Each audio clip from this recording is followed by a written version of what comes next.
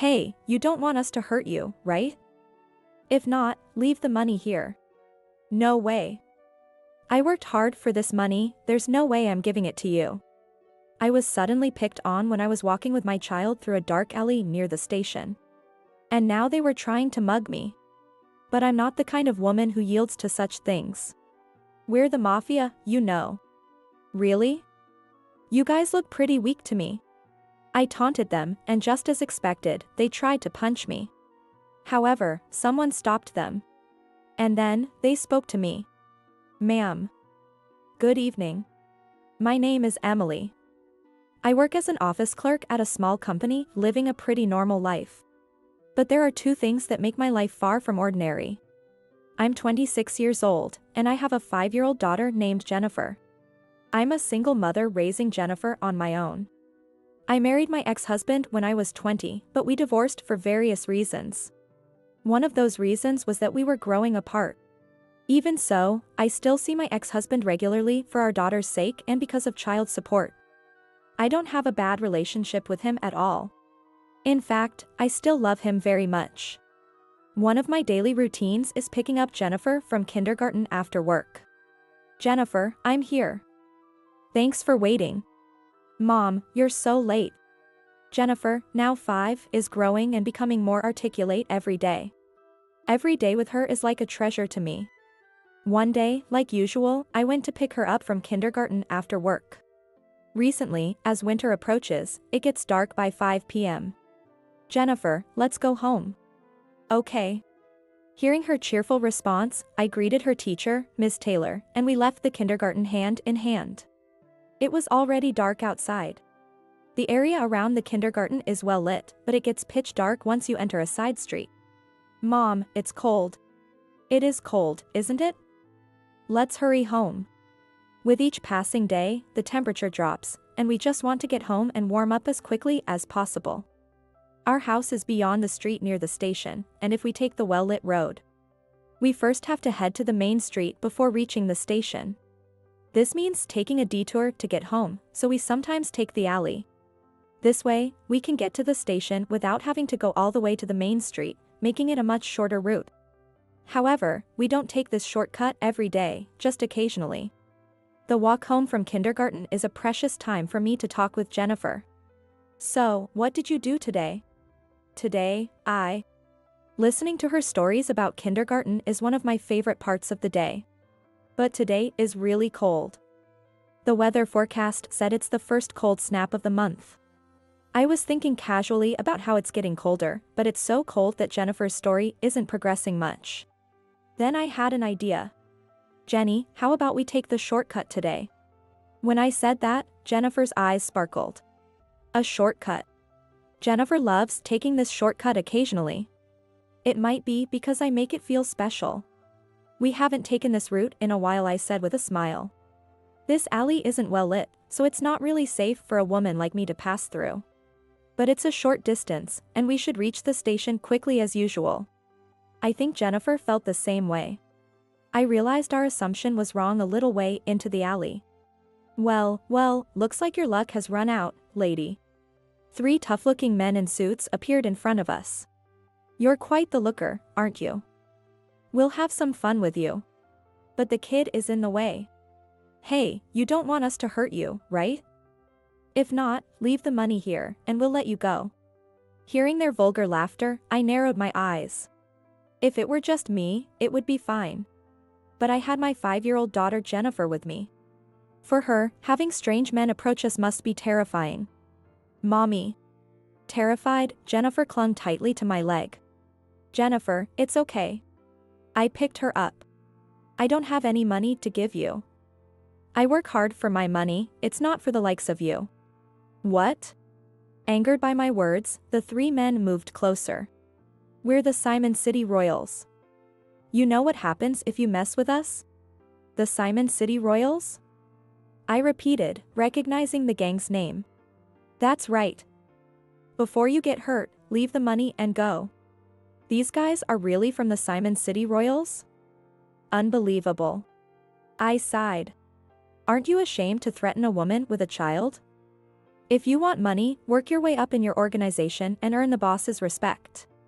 Don't think you can just scare people into giving you money. Life isn't that easy. As I shouted, their faces turned even redder. You think you can mock us? Hand over the bag. One of them grabbed the strap of my tote bag and tried to pull it away. Stop it. I slapped his hand away and held onto my bag. Mommy. I'm scared. Jennifer started crying in earnest. Jennifer, it's okay. I will protect you. I patted her head, and she clung to me even tighter. How dare you make my daughter cry? It's your fault for not giving us the money. The man whose hand I slapped shouted even louder, trying to intimidate me. You guys should be embarrassed that the Simon City Royals can't take money from a woman. But you do look pretty weak. So I guess it's understandable. I taunted them more. You bitch. Enraged, all three of them lunged at me. At least come at me one at a time, jeez. Fully intending to dodge, I hugged Jennifer tighter and was about to crouch down when... Hey! A loud voice echoed through the alley. I looked up to see another big man in a suit. He was taller than the other three. Was he another one of their gang? 4 men would be tough to handle. Fighting 4 men while holding a terrified Jennifer seemed impossible. The 3 men stopped and turned toward the voice. What the hell are you doing? Oh, Capo. Capo? So he's part of the Simon City Royals too. The men in front of me looked terrified, their movements frozen. I thought about escaping while they were distracted, but the shouting man started walking toward us. As he approached, I saw a gold necklace reflecting the light, and tattoos on his arms where his sleeves were rolled up. He also had a scar on his forehead, clearly indicating a higher rank than the 3 men in front of me. Wait, this man? What are 3 men doing harassing a woman in an alley? Huh? Ah. The 3 men visibly trembled. It's not what it looks like, Capo. This woman, she... Don't make excuses. He shouted again, then turned his gaze to us. I'm sorry if my men caused you any trouble. Wait, are you Ryan? Huh? When I spoke, Ryan's eyes widened. Ma'am. It is you, Ryan. I couldn't see well in the dark. Good evening, ma'am. And then he greeted me. I never expected to run into Ryan here. Capo, why are you greeting this woman? Yeah, she's just a woman with a kid. You idiots. This woman is the boss's wife. What? The 3 men who had been crowding around Ryan froze again. Actually, ex-wife. I'm the boss's ex-wife, I corrected. Yes, I used to be married to the boss of the Simon City Royals. I held Jennifer even tighter. Ryan, these men made Jennifer cry. What kind of training are you giving them? Ryan glared sharply at the 3 men. You scared the boss's daughter. What the hell do you think you're doing? The boss's daughter. Of course, Jennifer is the only child of the Simon City Royals boss. This must be some mistake. There's no mistake. Madam and her daughter are the boss's family. Ma'am, I'm deeply sorry. These men are new recruits. You 3, apologize properly. Ryan shouted again, ordering them, and the 3 men quickly came to me and bowed deeply. We're very sorry. We didn't know you were the madam. What, so it's okay, if it was someone else? No, no. They averted their eyes at my retort. Do you think just because you're new recruits you can mug people in alleys? Mugging. Ryan's voice boomed. They demanded money. From a woman with a small child. They likely targeted me because women are often seen as an easier target. And their approach seemed well practiced. They must have done this several times around here. I'm sorry, but I'll be reporting this to Andrew. I'm meeting him soon. Ah. Ryan, you don't need to report this. You 3 will report to the boss yourselves. Tell him you tried to mug his ex-wife in an alley. No way. That's the consequence of your actions. Do you understand? I took photos of each of them and said, you know what happens if you try to run, right? Ryan, is that okay? I asked. Whatever you decide, ma'am. Given the go-ahead, I decided to handle it my way. I don't care about myself, but I can't forgive them for making Jennifer cry. By the way, Ryan, what are you doing here? I was out collecting money and heading back when I saw our organization's car at the alley entrance. Wondering why it was there. I looked down the alley and saw these guys harassing a woman, so I intervened. Thanks for stepping in.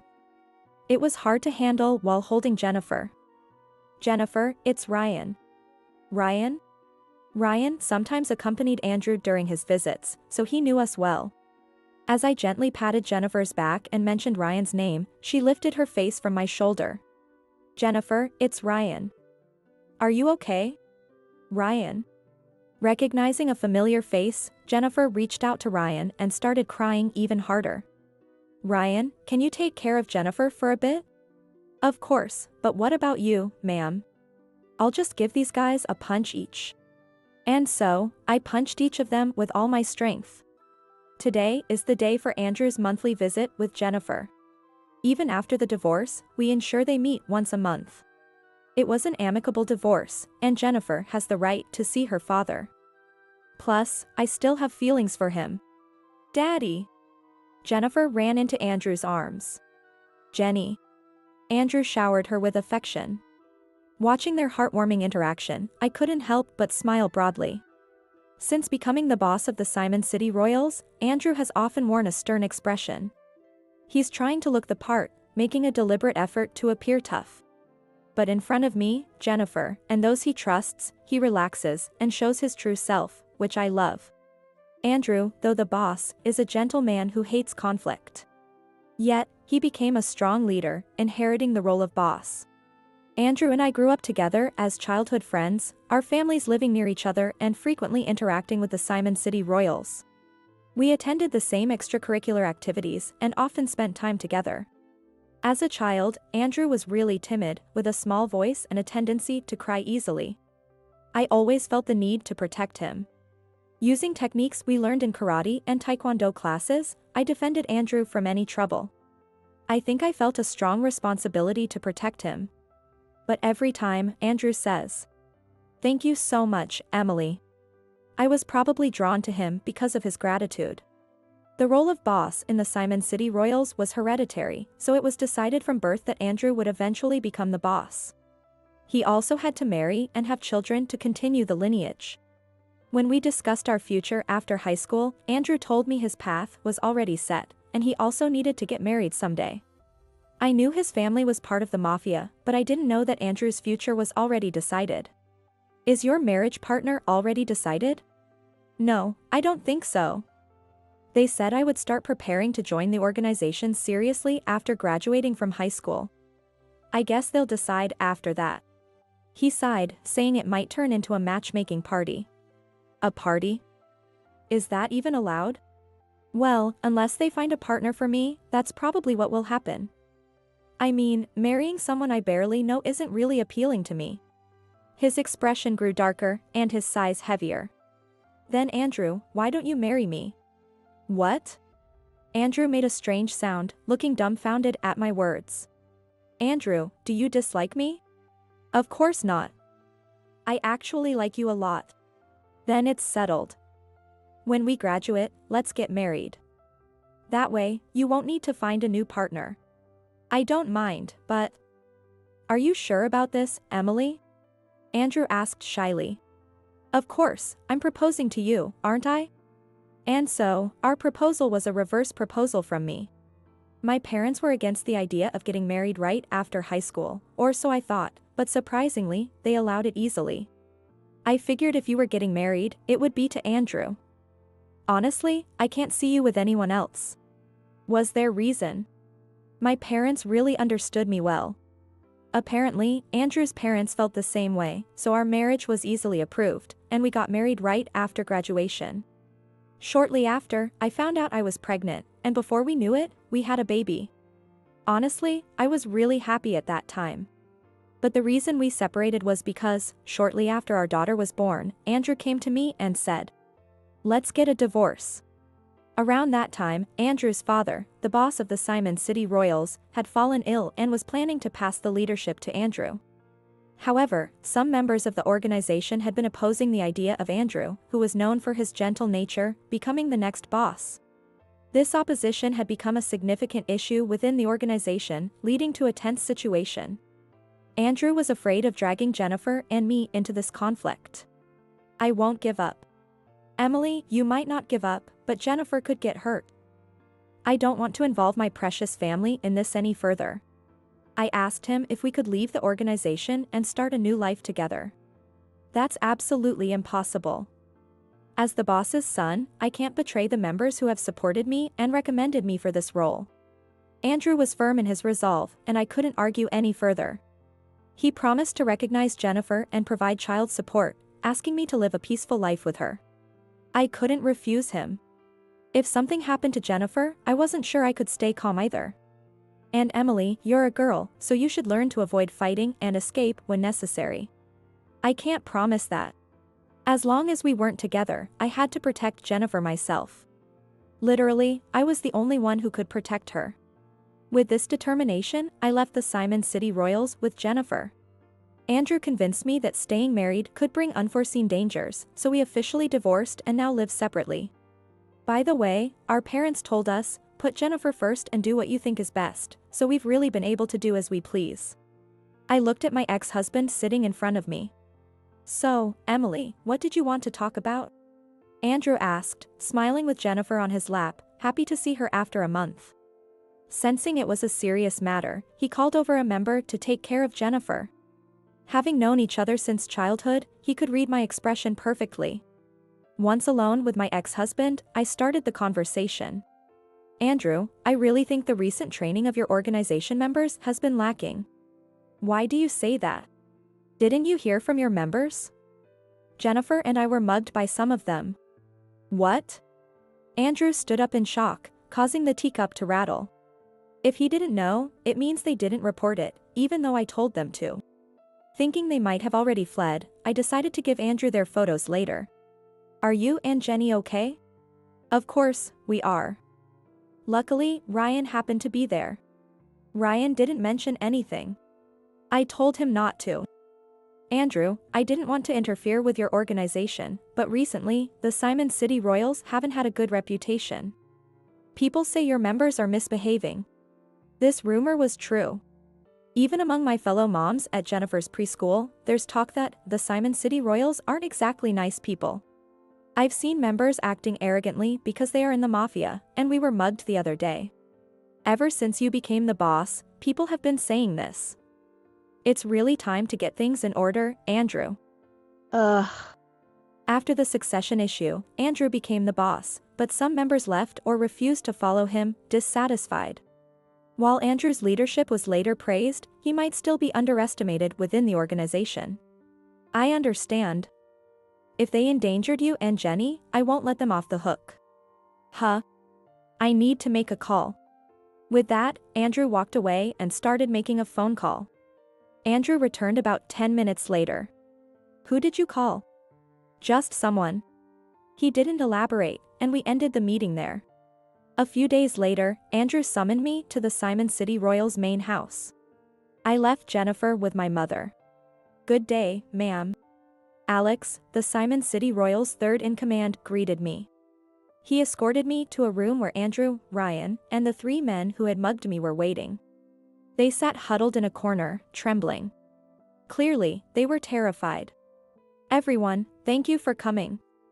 What's this about? Yes, it's about the mugging incident. These are the culprits, right? Yes, no doubt about it.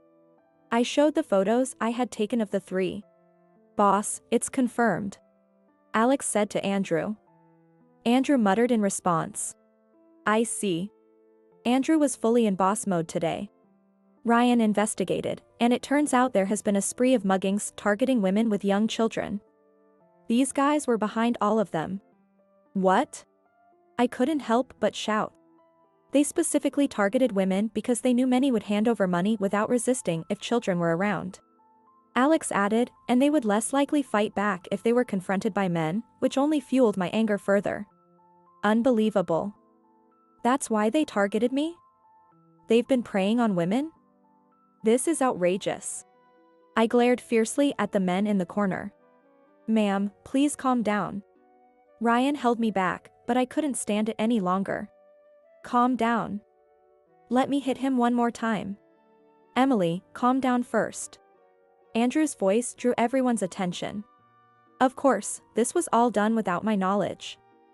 I had no part in it. Obviously. There's no way you would have ordered something like this. When I shouted that, Andrew gave me a slight smile. He quickly returned to his boss demeanor.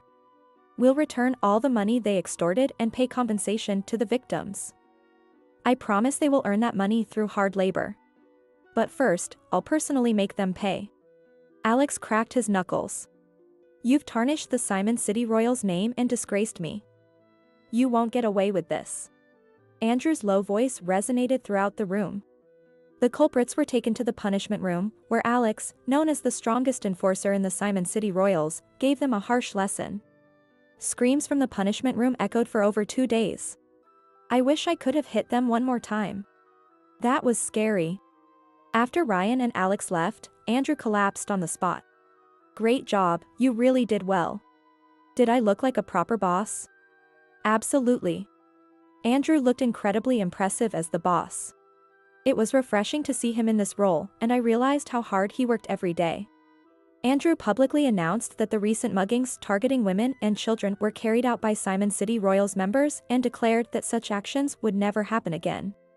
He began an internal investigation, punishing those with poor behavior and working to rebuild the Simon City Royals' reputation. The organization started participating in community cleanups and other activities to regain trust.